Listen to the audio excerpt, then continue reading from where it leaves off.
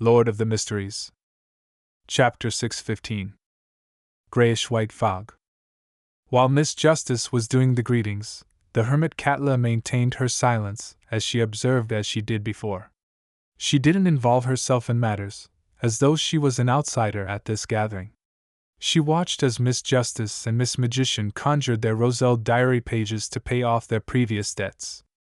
Then, she carefully glanced at Mr. Fool without daring to look straight at him. Yet, she still wasn't able to see further through the special gray fog. Her dark purple eyes were only capable of seeing clothes that were definitely conjured. With the 3 pages of Roselle's diary, Klein wasn't in a rush to read it like before.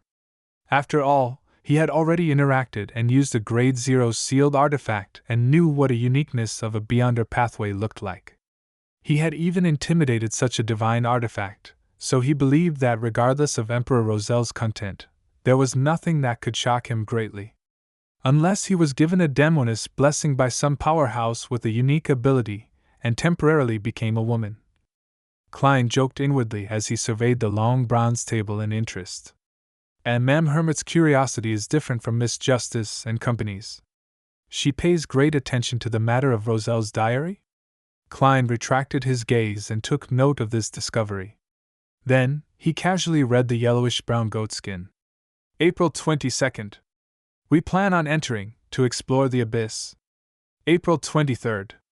We followed the pitch-black ocean, passed through the liquid-like fog, and arrived at the mountain peak that resembled a monster. Behind it was endless black fog. It seemed to blanket an entire continent. However, looking at the bottom of the peak makes it seem endless and without limit.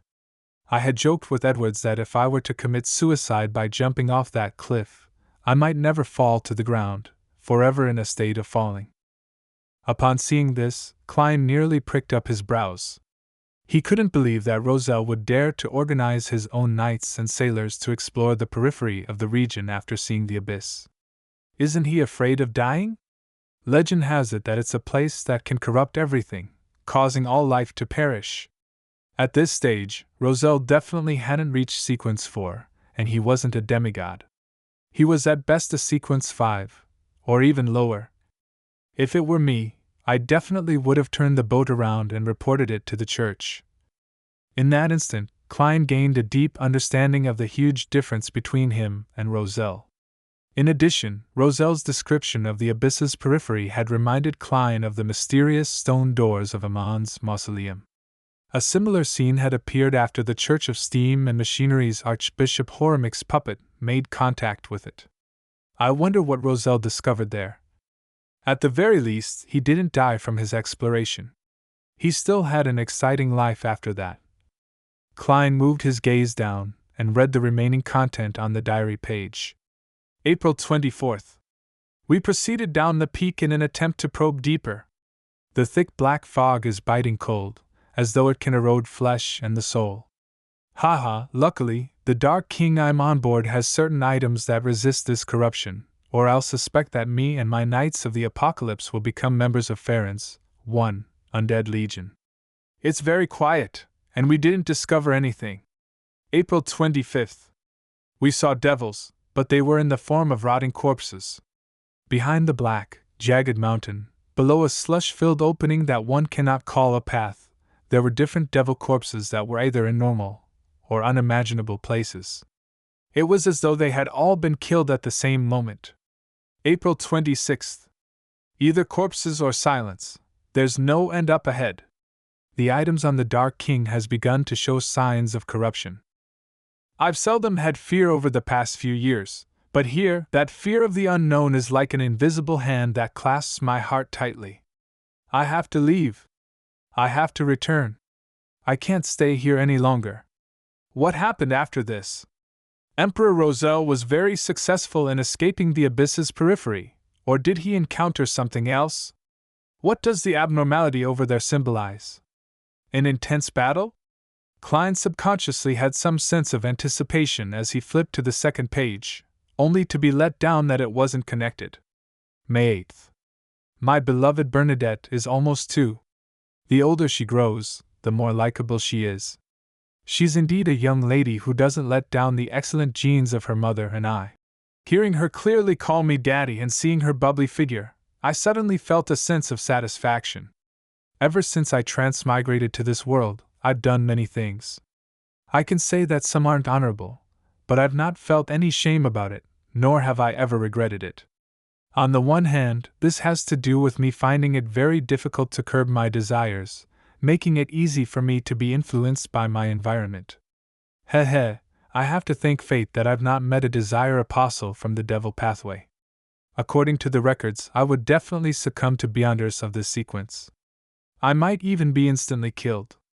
On the other hand, I still have a sense of alienation from this world. My parents in this world are very nice to me. I've also worked hard to make them proud, but I know that my feelings for them aren't substantial. Similarly, this is how I treat Matilda. It's more a possessive instinct rather than love. I have to admit that my mental state is like playing a role-playing game in virtual reality. My parents, brothers, and friends are all non-playable characters. I can devote some of my feelings to them, but never anything serious. Therefore, I can join all kinds of corrupted gatherings without any sense of guilt. I can face people I know well in a cold, ruthless manner. It's just like when I played the Elder Scrolls. I could slaughter an entire village just for a chicken. But after Bernadette was born, I realized that I had an additional sense of belonging to this world. I was no longer as estranged from it. This is my child, a living child of mine. Perhaps this is what so-called maturity is? Without children, it's impossible to realize this feeling. No, I don't even have a girlfriend. However, I have to be alert about this state of mind that's mentioned in this entry. It might not exist in the past, but it doesn't mean it wouldn't appear in the future. The higher the sequence, the greater one's godhood is than their humanity. Klein sighed silently as he flipped to the third diary page. January 6th, a brand new year, a brand new beginning. After advancing to artisan, I finally have the powers to do that thing. That is to create the mysterious silver plate in my memories. There is a high chance that my transmigration was a result of it. In fact, after I became a savant, I could already recall its appearance, as well as the strange symbols and patterns on its surface. But the past me could clearly sense that I wasn't able to replicate something like that. January 9th. I finally succeeded after repeated failures. Holding the silver plate filled with special symbols and patterns, I tried hard to inject my spirituality in a bid to activate it. An endless grayish-white fog seemed to surface before my eyes, but nothing happened. Is it a problem with the material, or am I lacking certain requisites? January 10th. According to my recollections of my transmigration experience, I restored my past state, believing that I no longer lacked anything. However, the mysterious silver plate only showed me the strange gray fog. It wasn't able to help me do anything. Since this doesn't work, how did I succeed in my transmigration back then? I temporarily gave up on my attempts, and I destroyed the silver plate I created. Perhaps when I'm a high-sequence beyonder and become a demigod, I will have a way to interpret those patterns and symbols to figure out the truth behind my transmigration. Yes, I'll definitely become a demigod. I'm the protagonist of this era. Grayish-white fog? The Emperor saw an endless grayish-white fog after replicating the mysterious silver plate from Earth. Klein's eyes suddenly shrank when he read the diary entry. There happened to be an immutable endless gray fog beneath his feet. Could it be that our transmigrations have to do with this mysterious space? But why is the Emperor unable to enter, but I can? According to the Emperor's diary entries of the last few stages of his life, he definitely didn't crack the mystery of the silver plate. Otherwise, he wouldn't have not thought of this place when he was in his moment of great despair and mania.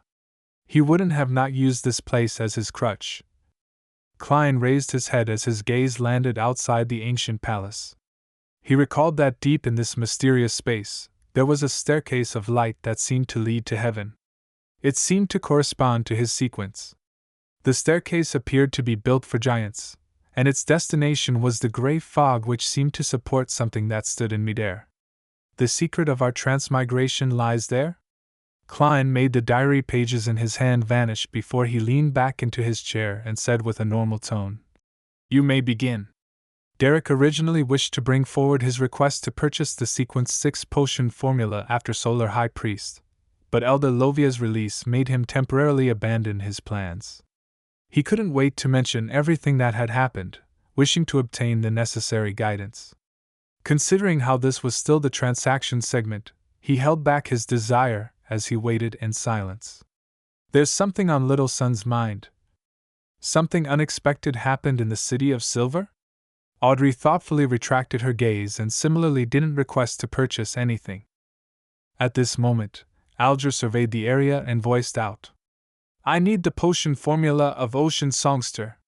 Indeed, he's already a Sequence 6, a Wind-blessed.